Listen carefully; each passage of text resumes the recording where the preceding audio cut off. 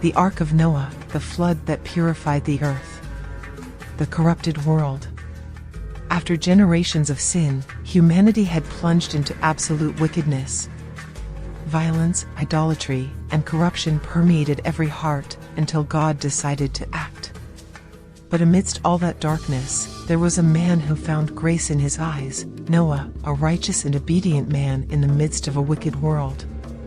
The divine order. God revealed himself to Noah with an extraordinary command. Make yourself an ark of sturdy wood.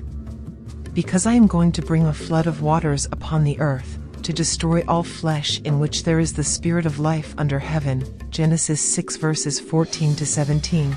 The design was specific, 300 cubits long, 50 wide, and 30 high, approximately 137 meters x 23 by 14, with 3 floors, a skylight, and a single door. A colossal ship for an unprecedented mission. The construction, faith in the midst of ridicule.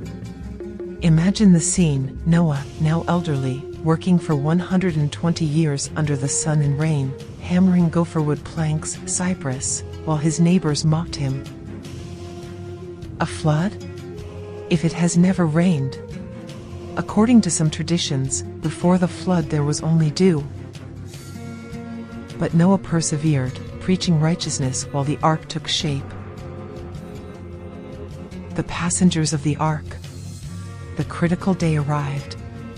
God ordered Noah to take his family, 8 people in total, Noah, his wife, his 3 sons, Shem, Ham, and Japheth, and their wives. Pairs of clean and unclean animals, 7 of the former, 2 of the latter, according to Genesis 7 verse 2. Food for everyone.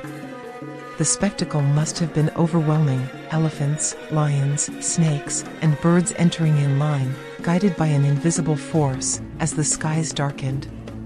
The deluge, 40 days of chaos.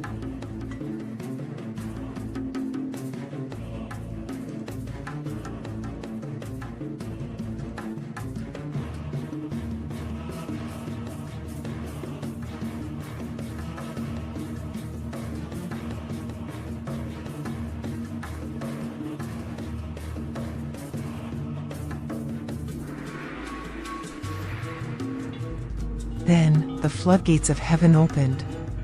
Torrential waters fell ceaselessly, while the fountains of the abyss. The water covered the highest mountains, and all life outside the ark perished.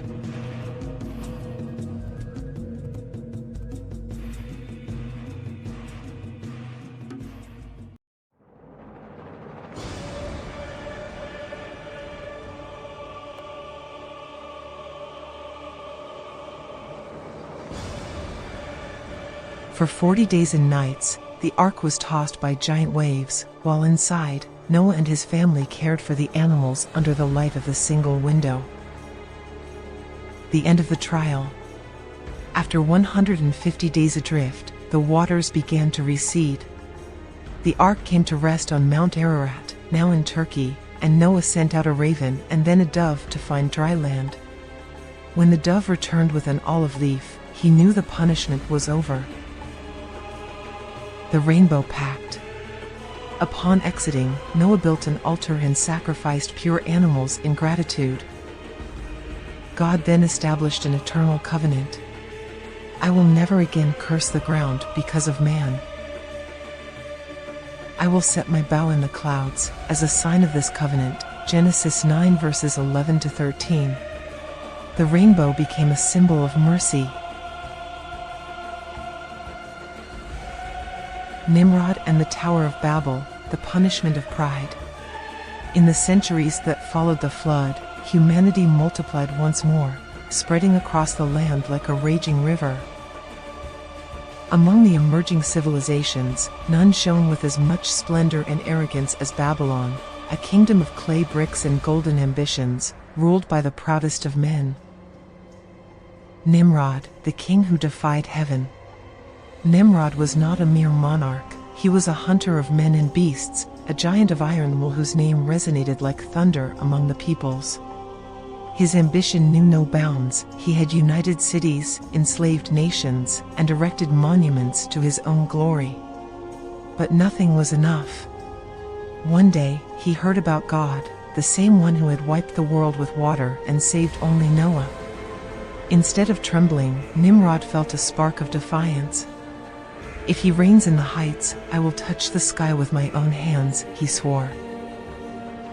And thus was born his most audacious project, the Tower of Babel, a construction so colossal that it would pierce the clouds and allow him to look God in the eye.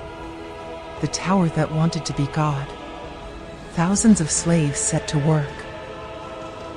Bricks baked in fire, pitch as mortar, stairs that disappeared into the mist.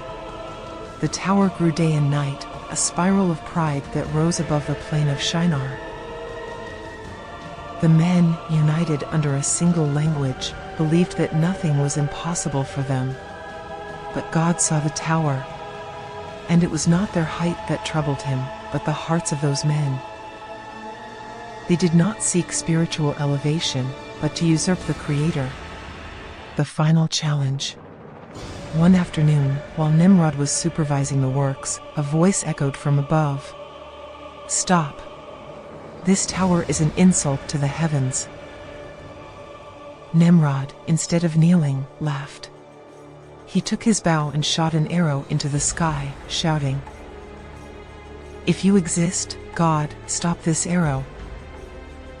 The silence lasted a second. So, the sky exploded.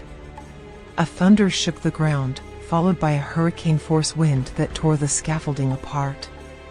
The foundations of the tower trembled, and an earthquake split the ground into smoking cracks. The workers fell to their knees, terrified. But the real punishment was yet to come. Suddenly, the words became incomprehensible. A bricklayer asked his companion for water, but he only heard guttural sounds. A foreman shouted orders, but his men looked at him with bewildered eyes. God had confused their languages, and chaos took over Babel. Nimrod, from the top of his unfinished tower, saw his empire crumble. The workers, unable to communicate, separated into hostile tribes, abandoning the construction. Babylon, once united, fractured into 1,000 pieces. The fate of Nimrod. The legend says that Nimrod did not escape divine punishment. After losing his tower and his kingdom, he was condemned to wander as a ghost beyond death. Some say that his tormented spirit still haunts the ruins of Babel, cursed for all eternity. And so, the Tower of Babel became a symbol of human hubris, a reminder that no earthly power can compare to the heavens.